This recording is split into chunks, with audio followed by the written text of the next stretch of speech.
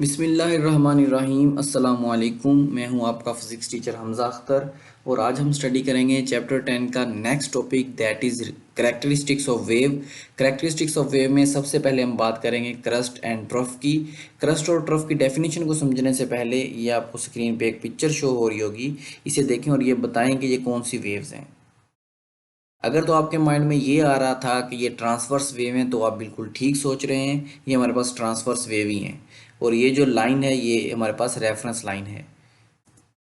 Crust और trough की definition की तरफ बढ़ते हैं। The positive upper part of the wave is called crust, the negative lower part of the wave is called trough. वो कहता है ट्रांसवर्स वेव में ये जो पॉजिटिव अपर पार्ट है, मीन ये जो अपर पार्ट है वेव का, ये कहलाता है क्रस्ट, और ये जो लोअर पार्ट है, लोअर नेगेटिव पार्ट, ये कहलाता है ट्रफ।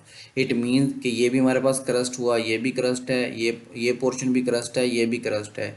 सिमिलरली ये जो नीचे वाले पोर्शन है, ये वाला, ये और ये भी हमारे पास क्या है, ये हमारे पास ट्रफ कहलाएंगे।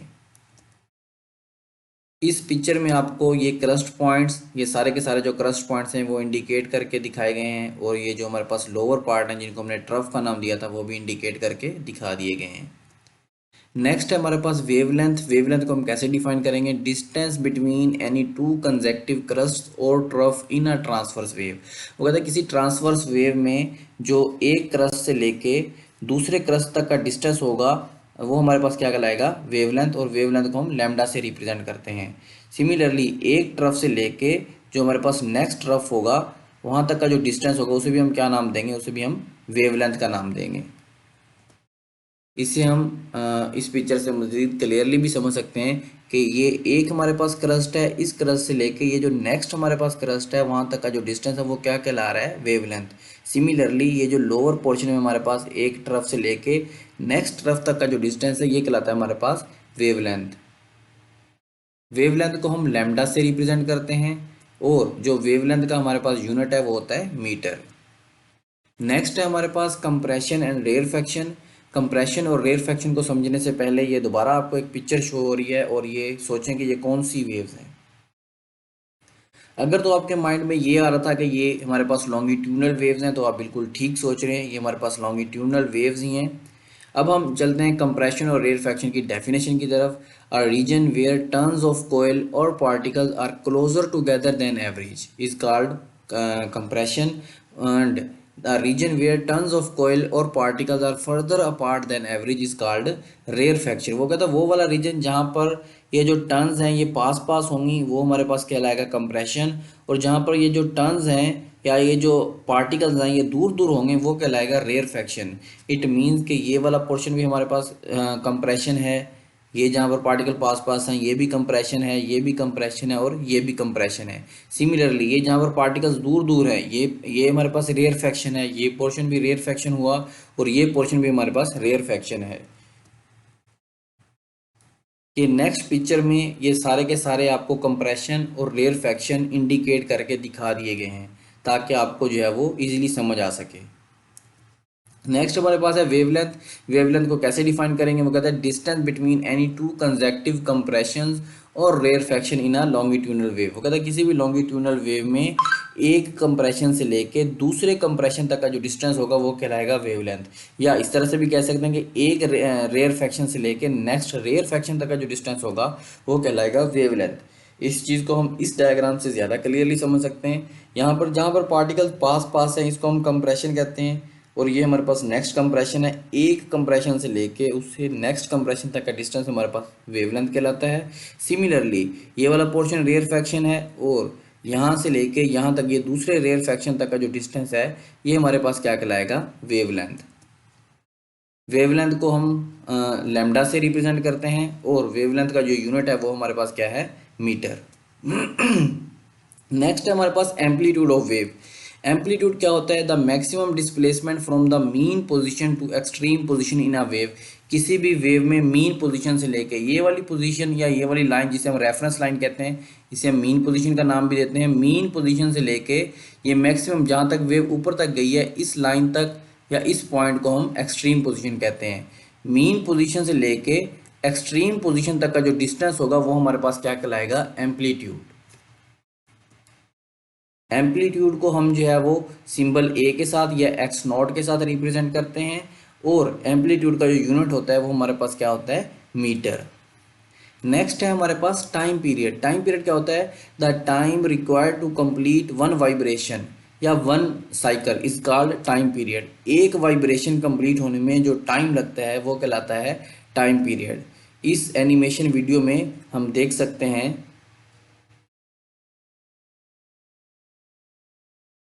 इस एनिमेशन वीडियो में ये कार्टून जो है वो एक वाइब्रेशन कंप्लीट करता है। इसके यहाँ से लेके चलने में और जिस पॉइंट से ये चला है उसी पॉइंट तक वापस आने में जो टाइम लगेगा वो टाइम होगा एक वाइब्रेशन का, और हम वो चेक कर सकते हैं इस एनिमेशन वीडियो से, वो तकरीबन 6 सेकेंड बन रहा है। मीन्स इसका जो हमारे पास टाइम पीरियड होगा वो क्या होगा, 6 सेकेंड। वो टाइम जिसमें इसने ये एक वाइब्रेशन कंप्लीट की है वो कहलाएगा इसका टाइम पीरियड। नेक्स्ट है कि टाइम पीरियड को हम टी से रिप्रेजेंट करते हैं, और टाइम पीरियड का जो यूनिट होता है वो होता है हमारे पास सेकेंड। उसके बाद नेक्स्ट हमारे पास फ्रीक्वेंसी। फ्रीक्वेंसी को कैसे डिफाइन करते हैं, number of waves pass through a point in 1 second. एक सेकेंड में किसी पॉइंट से कितने नंबर ऑफ वेव्स पास हो रहे होते हैं वो कहलाती है उसकी फ्रीक्वेंसी। हम इस इन फिगर्स में देख सकते हैं, वो कहते हैं अगर यहाँ से लेके यहाँ तक जो टाइम इंटरवल है वो 1 सेकेंड हो तो आप काउंट करें कितनी वेव्स पास हो रही हैं 1 सेकेंड में। इस वाली डायग्राम में ये एक वेव पास हो रही है 1 सेकेंड में, one wave in 1 second.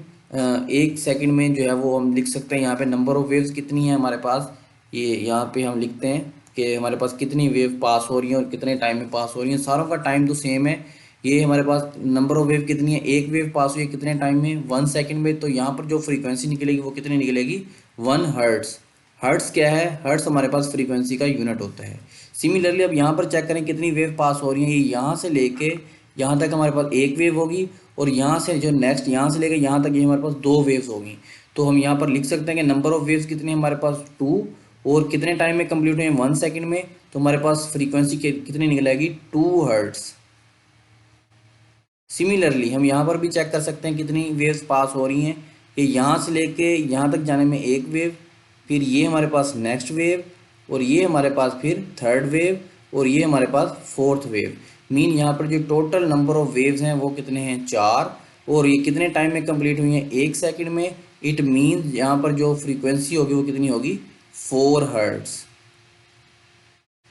Clear है। अभी हम नेक्स्ट चलते हैं। वो कहते हैं फ्रीक्वेंसी को हम एफ से रिप्रेजेंट करते हैं, और जो फ्रीक्वेंसी का यूनिट है वो क्या होता है, हर्ट्स। फ्रीक्वेंसी को हम ऐसे भी डिफाइन कर सकते हैं, the reciprocal of time period.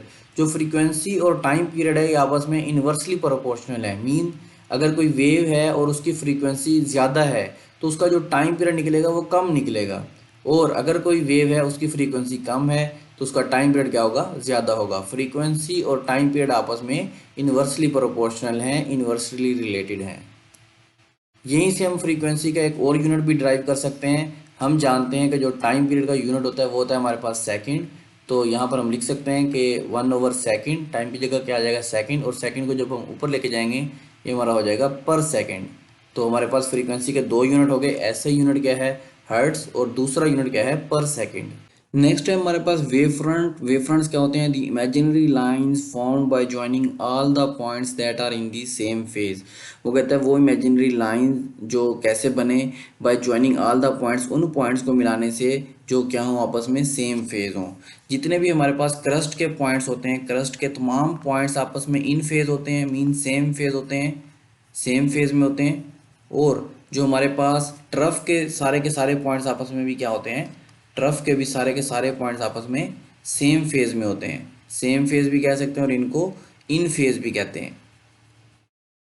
तो हम इस डायग्राम में देख सकते हैं कि ये जो हमारे पास एक लाइट सोर्स है, यहाँ से निकलने वाली वेव ड्रा की गई है, और इस वेव के साथ ये जो लाइन है ये हमारी मीन लाइन, रेफरेंस लाइन कहलाती है। इस रेफरेंस लाइन से ये ऊपर वाला पोर्शन होता है ये क्रस्ट कहलाता है, और नीचे वाला पोर्शन ट्रफ कहलाता है। तो यहाँ पर जहाँ पर क्रस्ट है वहाँ पर मैंने एक पॉइंट लगाया, और इस पॉइंट पर मैंने एक लाइन, सर्कुलर लाइन ड्रा कर दी। नेक्स्ट जो क्रस्ट है वहाँ पर भी एक पॉइंट लगाया, और वहाँ पर भी एक सर्कुलर लाइन ड्रा कर ली। नेक्स्ट जो क्रस्ट है वहाँ पर भी एक पॉइंट लगाया, और वहाँ पर भी एक सर्कुलर लाइन ड्रा कर ली।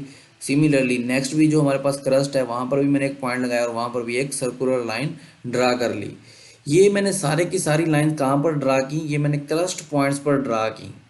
ठीक है, क्रस्ट पॉइंट पर मैंने सारी की सारी लाइन ड्रा की। ये जो हमारे ट्रफ हैं, देखिए ट्रफ पॉइंट हमारा यहाँ पर बनेगा पहला, दूसरा ट्रफ पॉइंट यहाँ पर होगा, तीसरा ट्रफ पॉइंट यहाँ पर होगा। यहाँ पर मैंने लाइंस नहीं ड्रा की, मैंने सारी की सारी जो लाइन हैं वो क्रस्ट पॉइंट्स पर ड्रा की। तो हमने ये पढ़ा था कि जो क्रस्ट पॉइंट्स होंगे वो आपस में क्या होंगे, सेम फेज होंगे या इन फेज होंगे। तो सेम फेज वाले पॉइंट्स को मिलाने से ये जो हमारे पास सर्कुलर लाइंस हमें मिली हैं इन्हें हम वेव फ्रंट्स का नाम देंगे। आई होप आपको समझ आ चुकी होगी।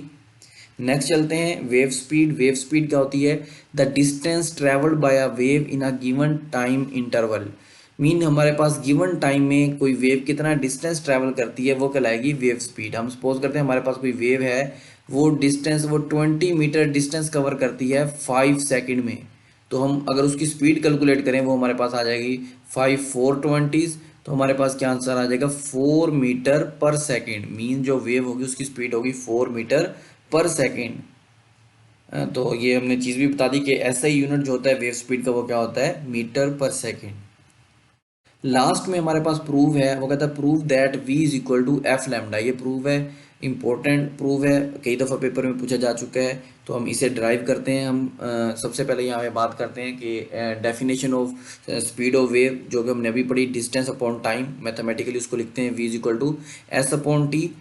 तो वो कहता है इन केस ऑफ वेव, वो कहता है वेव के केस में जो हमारे पास डिस्टेंस होता है वो हम लैम्डा की फॉर्म में लिखते हैं, और जो हमारे पास स्मॉल टी होता है उसको हम कैपिटल टी के साथ टाइम पीरियड के साथ डिनोट करते हैं। तो यहाँ पर इक्वेशन 1 में जहाँ पर एस है वहाँ पर लैम्डा आ जाएगा, और जहाँ पर जो है वो हमारे पास स्मॉल टी है वहाँ पर क्या आ जाएगा, कैपिटल टी।